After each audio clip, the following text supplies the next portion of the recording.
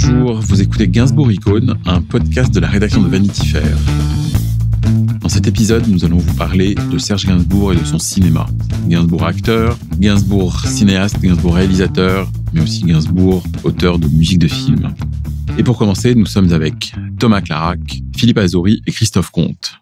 Thomas, vous avez travaillé justement sur ces questions-là dans un article qu'on peut lire dans le numéro de Vanity Fair de février 2021.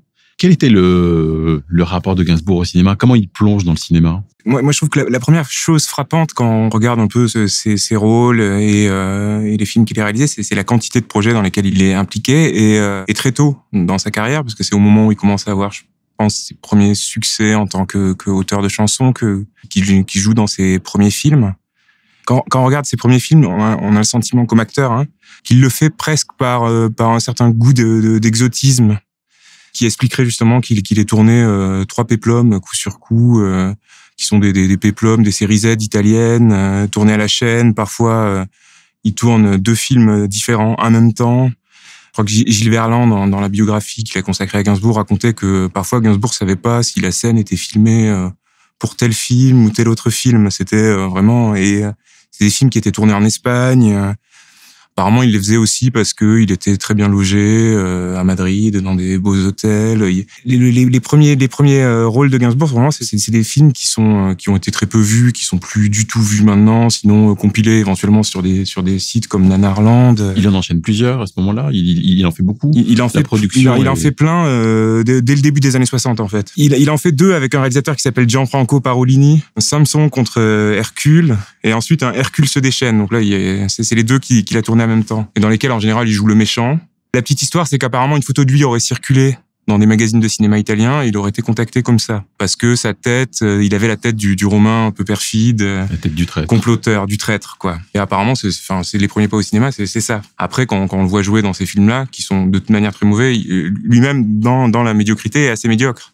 Il est toujours à contretemps, il surjoue la moindre pause, le moindre affect, la moindre. J'ai l'impression que ça raconte un peu, ou plutôt pas mal, la proximité qu'il y avait à cette époque-là, fin des années 50, début des années 60, entre le cinéma, pas du tout d'art essai, mais enfin vraiment le cinéma commercial, et même l'en deçà du cinéma commercial, qui pouvait être la série B, la série Z, le péplum, les films qui étaient destinés à des salles qui étaient un peu avec des salles après qui auraient été devenues des karatés porno, mais qui étaient des salles de boulevard, qui proposaient du western italien, du western espagnol, du western spaghetti, du péplum factice. L'Italie a beaucoup fourni ça, et le milieu finalement de la musique, au sens où on produit le début des tubes, on produit des choses qui sont Kleenex, qui sont jetables, et un peu également un milieu cabaret, enfin de nuit, tout ça se mélange, tout ça n'est pas du tout encore séparé, qu'il n'y a pas non plus les notions, chez Gainsbourg n'est pas considéré comme un grand compositeur ou un grand musicien ou un monument. Le cinéma est fait par des gens qui commencent à être vieux et cyniques et qui déclinent des formules industrielles à l'infini, ou il est fait par des gens qui sont très très jeunes et qui du coup ont une énergie de la jeunesse, mais rien n'est écrasant. Ce qui fait il y a immédiatement, enfin, fusion, presque, on imagine nocturne, on imagine que les contrats ont été signés à 4h du matin, après un numéro au cabaret, ou en sortant, en allant à droite à gauche, peut-être par le biais d'une actrice ou le biais d'un producteur. Enfin, on a l'impression que tout ça se fait de façon presque insouciante et pas du tout carriériste, un peu pour le fric, mais même pas, enfin, comme on touche un cachet. Enfin, c'est vraiment jouer au cinéma comme on fait un cachet ou comme on fait une apparition, et un côté caméo chez lui. Ce qui est plus troublant, c'est qu'il est complètement manqué la nouvelle vague. Ça aurait dû se faire. Ça aurait dû se faire avec Truffaut, parce que Truffaut voulait tourner Tirer sur le pianiste tout de suite. Sur le pianiste, oui. Ouais, avant les 400 coups. Le rôle était était pensé pour Gainsbourg. Gainsbourg aurait dû aussi faire la musique. Et finalement, le Beauregard, qui est le producteur, préfère qu'il commence par les 400 coups.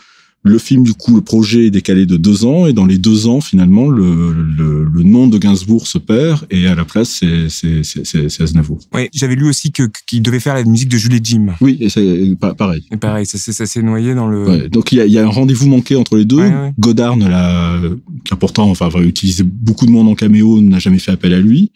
Et finalement, quelque chose s'est perdu. Alors qu'il y a, un film aurait pu aussi, dans ces films un peu rapides comme ça, il y a Striptease, avec Nico, dans le rôle principal, qui est un film assez intéressant à revoir aujourd'hui. C'est vraiment à réévaluer. C'est l'itinéraire, c'est tourné donc à la toute fin des années 50, début des années 60, et c'est l'itinéraire d'une danseuse qui finit par faire du striptease parce qu'elle est à Paris, une Suédoise qui est à Paris et qui finit par faire du striptease parce que elle a plus de contrat. C'est une sorte de descente aux enfers. Le film promet beaucoup sur l'affiche. Il est finalement très très noble et il en compose toute la BO. C'est une des plus belles choses qu'il ait faites pour le cinéma. Ça commence à ressurgir maintenant. C'est un film qui a longtemps été perdu. Même les fans de Nico. La Nico, on parle de la Nico du Velvet Underground, la Nico, plus tard compagne de Philippe Garrel et qui a donc participé au cinéma underground le plus radical des années 70. Nico, c'est encore à ce moment-là une jeune mannequin qui est à Paris, qui fait des couvertures des fois pour le Head et qui pareil, enfin, à qui on propose un rôle et tout ça. Des gens n'ont pas tourné, elle avait fait une figuration dans la Dolce Vita de Fellini. Elle a le premier rôle du film, elle est pas si mauvaise que ça, elle a une voix un peu trop métallique, j'imagine, pour l'époque, un peu trop masculine. Et elle est un peu effrayée, mais et Gainsbourg, lui, taille réellement une BO, enfin, pour elle. Et le film est hanté, il a quelque chose de magnifique. Christophe, à quel moment Gainsbourg devient un compositeur pour le cinéma ? Très vite, en fait, parce que avec Alain Goraguer, quand il enregistre ses premiers albums, très très tôt, Alain Goraguer l'amène effectivement vers l'écriture de musique de film, parce que il y a une demande, parce qu'il y a aussi, c'est une grosse production, le cinéma, il y a énormément de musiciens qui vont écrire des BO, et donc il y a ce film de Donald Valcroze qui est un peu son seul petit lien avec la nouvelle vague, L'eau à la bouche, dans lequel il y a une chanson qui est quand même assez connue, assez marquante. Donc là, il commence à faire ce genre de petites BO, mais qui sont finalement, on sait, alors c'est pareil, c'est comme c'est toujours la zone de flou entre qu'est-ce qu'a fait Goraguer, qu'est-ce qu'a fait Gainsbourg dans ces films-là. Comme c'est essentiellement instrumental, c'est très possible que Gainsbourg ait fait des mélodies au piano et puis qu'après le reste ce soit Goraguer qui a arrangé. Mais c'est des BO qui finalement, lorsqu'on les écoute, sont assez frontalières de ce qu'il fait par ailleurs dans ses chansons. C'est très très proche, il y a une sorte de porosité entre les deux. Et ça lui permet à la fois de travailler, de faire j'imagine d'avoir des cachets plus importants que lorsqu'il fait des disques, et puis en plus de se faire la main sur un tas d'exercices différents d'écriture, à la fois des chansons, mais aussi des thèmes, et des thèmes d'ailleurs qu'il recyclera beaucoup, parce qu'il y a beaucoup de chansons. La première d'entre elles, c'est Je t'aime moi non plus, qui est recyclé d'un thème d'un film qui s'appelle Les Cœurs Verts, je crois. Voilà, qui était passé complètement inaperçu. Et Gainsbourg va beaucoup faire ça, jusqu'à se citer lui-même dans ses BO de films. C'est-à-dire qu'il a fait des BO de films qu'il a recyclés par la suite. Je sais que la BO de Tenue de soirée, elle est recyclée d'une autre BO, je sais plus laquelle. Enfin, quand on écoute, il y a un coffret qui est sorti il y a quelques années de Stéphane Le Rouge, là, écouter le cinéma, sur Gainsbourg, compositeur de musique de film. On se rend compte qu'il y a des recyclages, mais parfois à 10 ans d'intervalle, des trucs de piano. Bon, ça fait partie, à la fois tous les compositeurs ont fait ça. Mais Christophe a raison. Enfin, c'est Goraguer qui a quand même beaucoup travaillé lui avec le cinéma, ouais. Et en beaucoup, a certainement été justement un pied pour que le personnage de Gainsbourg. Il y a un film moi que j'aime bien parce que c'est L'inconnu de Hong Kong dans ses premiers films comme ça. C'est tourné avec Dalida. Là aussi, c'est pareil, c'est une troupe, c'est un peu, c'est entre OSS 117, on pourrait dire, et certains l'aiment chaud. Donc, une troupe musicale française qui se retrouve à Hong Kong. Bon, Dalida est dans le rôle principal. Et non seulement Gainsbourg fait la musique, mais il joue le musicien de piano. Et finalement, il y a quelque chose presque du père Gainsbourg qui l'incarne. C'est-à-dire du musicien de cabaret, du pianiste un peu minable, des troupes infinies. Et en même temps, on voit bien le plaisir qu'il a d'être là. C'est-à-dire qu'il y a cette dégaine qui est géniale. Il a 3 scènes, on le voit 3 fois, il est super.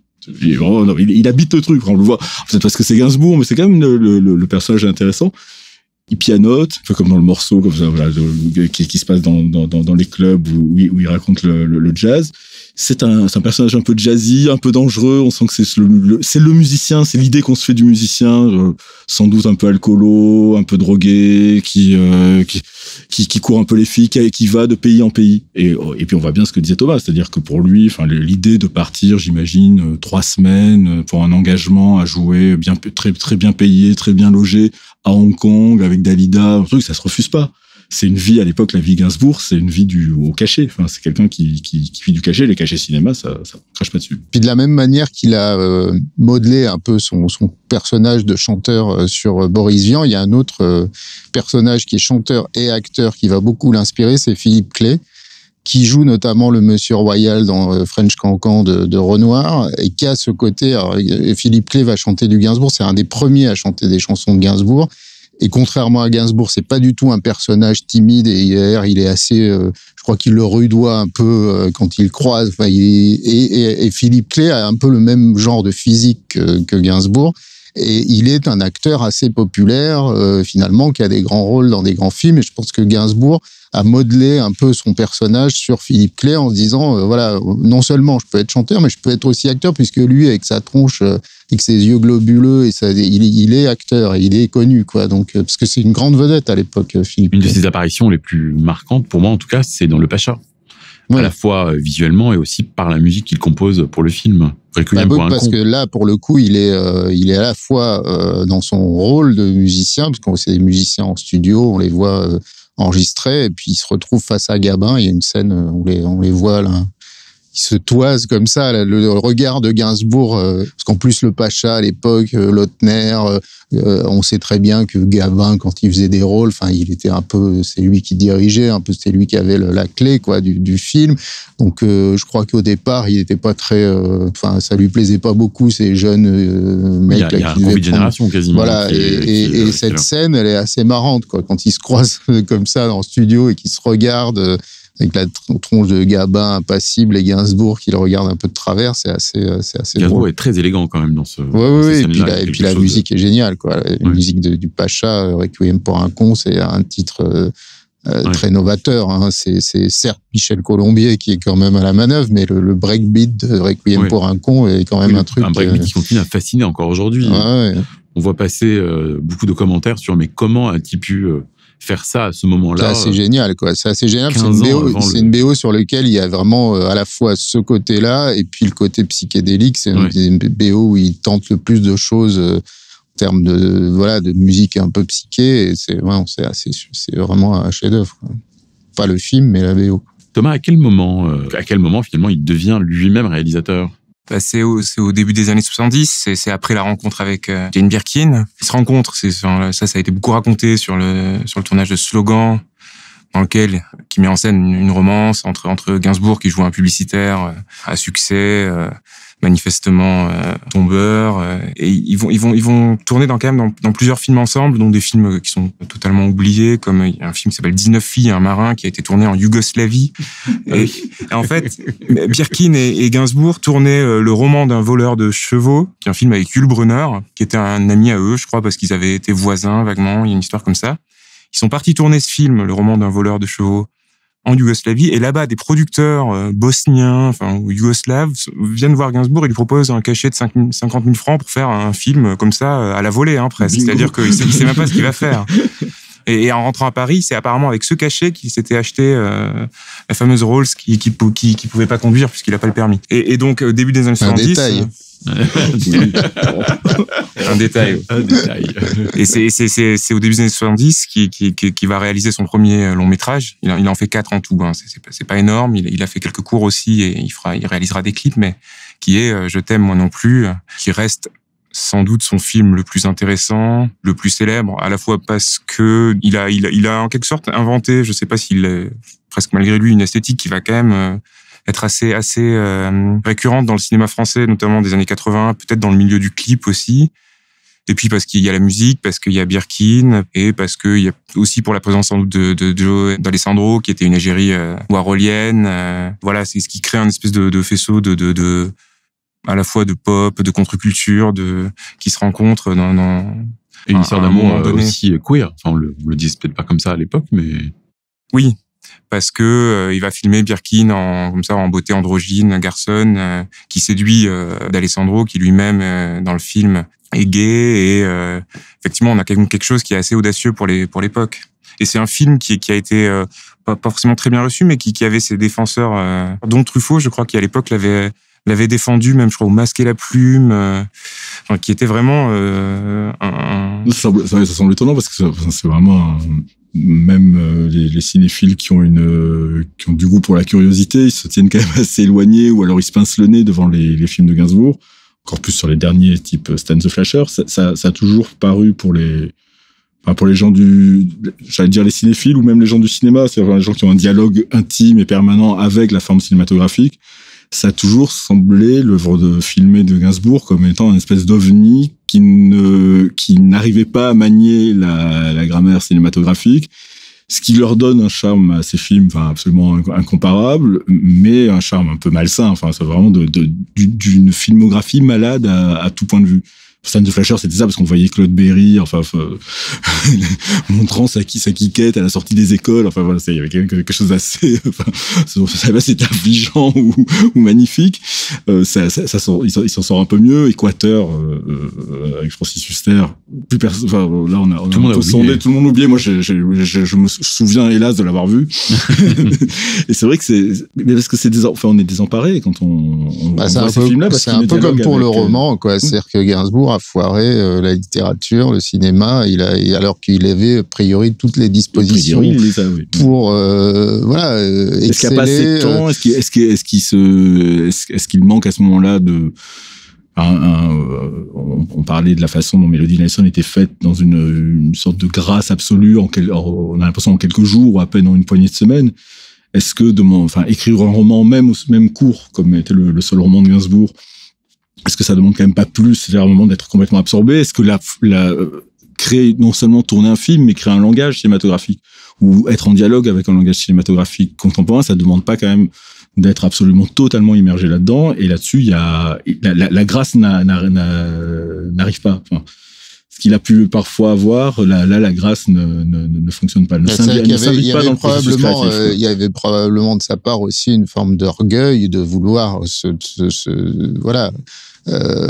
aller sur dans des domaines qu'il maîtrisait pas, comme le cinéma, parce qu'à l'époque probablement que des producteurs le lui demandaient aussi. Oui, et notamment dans les années 80. Je pense qu'il y a assez peu de désir de sa part d'abord de faire un film. Je pense qu'il y a une proposition de faire un film, revient avec un scénario dans 3 mois, et il revient, il prend l'argent, il fait le film. Et le film est barge. Et du coup, c'est pas, il est pas dans une démarche de cinéaste, il est dans une démarche probablement de quelqu'un qui est connu pour autre chose, mais aujourd'hui, ça se fait beaucoup. On donne alors parfois c'est réussi d'ailleurs.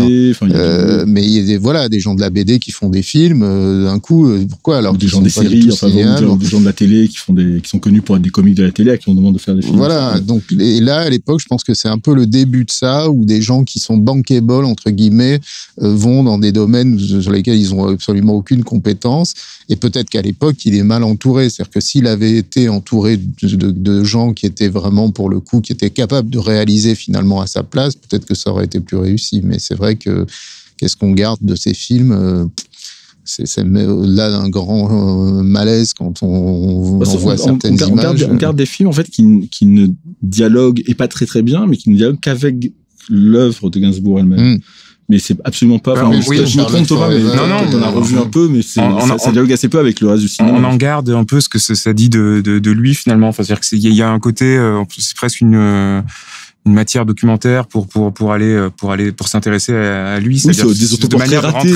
C'est des autoportraits pas très réussis ou pas très avantageux. Comme Charlotte Gainsbourg dans Charlotte Forever, qui le film est quand même dur à voir maintenant, mais si il est encore regardable d'une certaine manière, c'est parce qu'il y a Charlotte Gainsbourg dedans, que c'est sa première apparition, qu'elle est devenue la grande actrice qu'on connaît maintenant, et que c'est la naissance d'une actrice à l'écran. Donc il y a une valeur documentaire à ce niveau-là. Après, il y a aussi le regard étrange qu'un père, la manière particulière quand même de regarder sa fille de la part d'un père, mais qui est quand même assez tendre aussi en réalité derrière ce qu'on aurait pu considérer comme étant une espèce de regard incestueux ou rien pervers, quoi.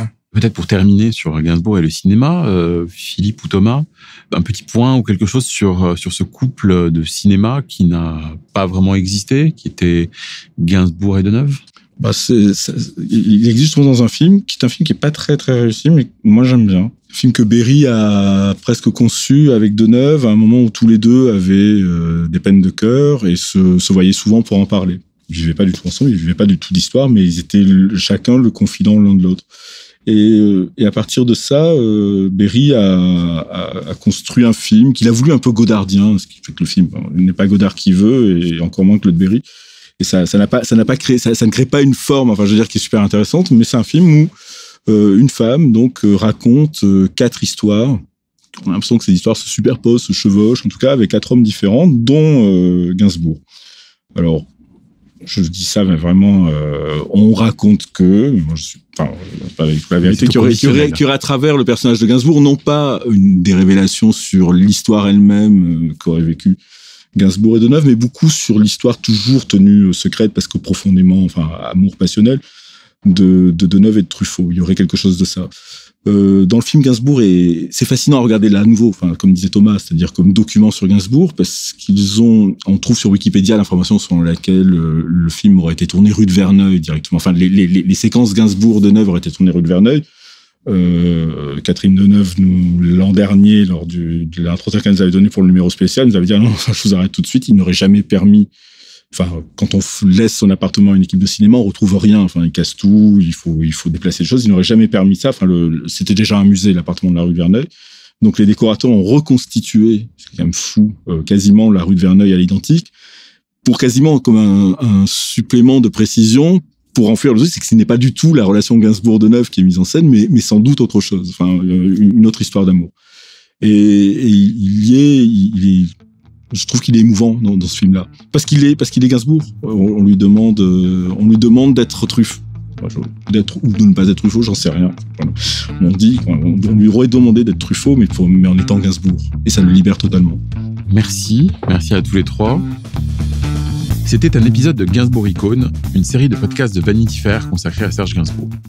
Vous retrouverez les autres épisodes sur nos réseaux sociaux, notre site, nos newsletters et partout où l'on écoute des podcasts. N'hésitez pas à partager.